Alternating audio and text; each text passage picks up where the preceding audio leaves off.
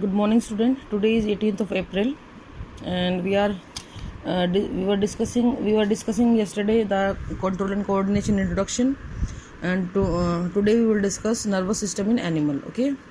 सो spongin को छोड़ के, अगर हम स्पॉन्जिस को छोड़ दें तो लगभग सभी मल्टी सेलुलर ऑर्गेनिज्म के अंदर सिंपल और कॉम्प्लेक्स नर्वस सिस्टम मिलेगा। कुछ में सिंपल मिल जाएगा, कुछ में कॉम्प्लेक्स मिल जाएगा। Nervous system is comprised of nervous tissue having specialise cell called neuron और nerve cell.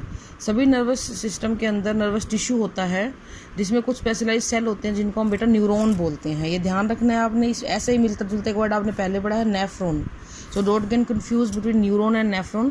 Nephron is the structural unit of kidney and neuron is the structural and functional unit of nervous system. ये आगे लिख भी रखा है मैंने. Okay.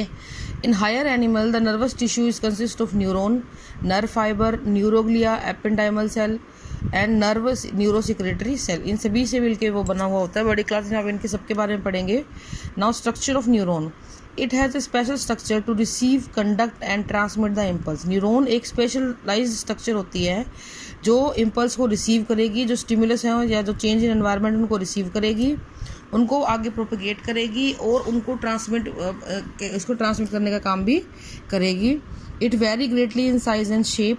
ये इनकी साइज और शेप अलग अलग प्रकार की मिलती है. Neuron are the largest cell of the human body.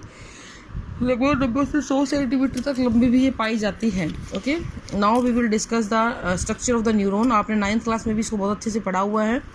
The neuron consist of the 3 prominent parts. First cell body, dendrites and axons. Okay, so this is the figure of the neuron. You can see easily, आप recall कर सकते हो, आपने पढ़ा हुआ है अच्छे से. ये वाला डायग्राम भी मैंने कराया था आपको. This is the star-like structure is known as cell body. These are the dendrites or dendron. ये छोटे छोटे जो डॉट्स दिख रहे हैं, these are the nasal granules. ये डार्क जो ब्लैक्स दिख रहा है, ये न्यूक्लियस है इस सेल बॉडी का. ये पूरी एक सेल बॉडी है.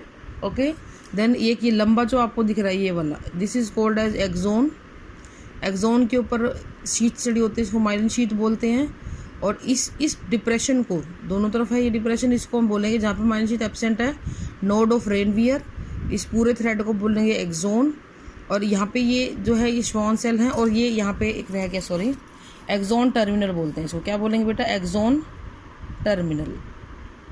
ओके, और ये एक्सोन टर्मिनल आगे जाके किसी भी मसल्स के अंदर जाके अपना आपको अटैच किए होते हैं या किसी दूसरे न्यूरॉन से जुड़ी हुई होती हैं. ओके, तो एक एक करके इन सभी पार्ट्स को हम डिस्कस करेंगे. First is a cell body. It is also called as cyton. It is a broad, rounded, pyriform sterate part of the neuron. It has abundant cytoplasm called neuroplasm and a large nucleus. इसका cytoplasm बहुत ज़्यादा होता है, इसको हम neuroplasm बोलते हैं, और इसका न्यूक्लियस भी काफ़ी बड़ा होता है. इस cytoplasm having mitochondria, Golgi body and specialised tubule called Nissl granule. Cytoplasm के पास माइटोकॉन्ड्रिया होती है, गोल्गी बॉडी होती है और कुछ ट्यूब्यूल होती हैं जिसको हम नीजल ग्रेन्यूल बोलते हैं. एक चीज़ ध्यान रखना, नीजल ग्रेन्यूल जो होते हैं वो नर्व सेल के कैरेक्टरिस्टिक फीचर हैं. ये यहाँ पे मिलते हैं, इनका कैरेक्टरिस्टिक फीचर बना के. सेंट्रियोल यहाँ पे एब्सेंट होती है, और सेंट्रियोल अगर किसी भी जगह पे एब्सेंट है, इट मीन डिवीजन भी वहाँ पे नहीं होगा, कोई डिवीजन वहाँ पे नहीं होगा. Okay, next, it receive nerve impulse from dendrites and transmit them to axon. Nerve impulse को रिसीव करेगी और उसको एक्सोन के पास भेज देगी. ठीक है, नाउ डेंड्राइट्स की अगर हम बात करें, these are several short tapering branched protoplasmic projections stretch out from the cell body. It acquire the information. Information को रिसीव करने का काम करता है. कौन सा हिस्सा बेटा? देखिए जरा डायग्राम में दोबारा, ये वाले, ये थ्रेड लाइक जो है. ठीक है, it acquired the information then travel as an electric impulse towards the cell body. Okay, now axon, it is a single very long cylindrical protoplasmic process of uniform diameter arising from the cell body. मैं दिखा चुकी हूँ आपको diagram के अंदर. ये लंबे वाला, ये देखो ये वाला हिस्सा, ये एक्सोन है. ओके, लंबा होता है और सिंगल होता है, इसकी ब्रांचिंग नहीं होती है. Okay, at its terminal end axon is highly branched. These branching are called terminal arborization या axon terminal. Axon terminal are often knob-like and end up in the nerve fiber या फिर किसी और न्यूरॉन के साथ में साइनेप्स बनाने का ये काम करता है. Synapse connection between 2 neuron. Okay, it conduct nerve impulse away from the cell body, ये नर्व इम्पल्स को सेल बॉडी से दूर ले जाएगा।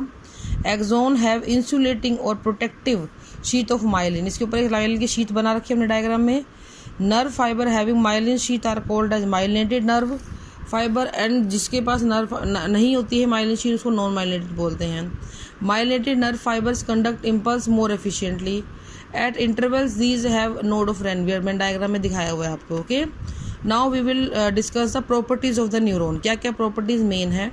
ये डिवाइड नहीं कर सकती हैं, ये आपके बर्थ के बाद जितनी बन गई उसके बाद नए न्यूरॉन नहीं बनेंगे। बिकॉज ये ग्लूकोज को यूज़ करती है अपनी रेस्पिरेशन के लिए, अगर इनको ऑक्सीजन की कमी हो जाए तो बेटा ये मर भी सकते हैं। ठीक है, this is all for today, tomorrow will discuss the next topic.